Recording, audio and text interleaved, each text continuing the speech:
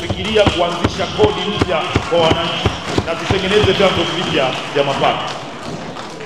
Moja kati ya vitu ambavyo vinasababisha kodi mpya zinatengenezwa, ushuru wa mara kwa mara, ni pale halmashauri inapokuwa haina mapato, sasa inahaha kutafuta pesa, ndio hiyo vinaanzishwa viushuru huko mtaani.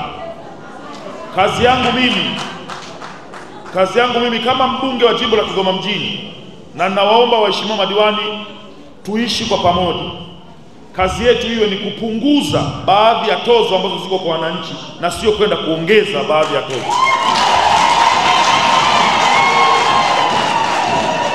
Huwezi kupunguza tozo kama hauna vyanzo vipya vya mapato. Tuna mkurugenzi mzuri sana, sungura sana huyu mkurugenzi, mtu wa kuweza kupita mipito anaijua. Tutashirikiana naye, atatushauri njia bora ya kufanya ili tusiwaumize wananchi. Tuanze, nataka niwaambie kwa mfano ukumbi huu ambao tuko sasa hivi tumelipia 800,000 kama sikosei, 800,000.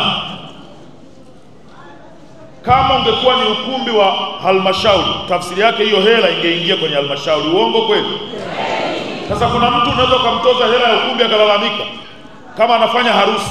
Sasa wanatoza kwenye makumbi mbalimbali.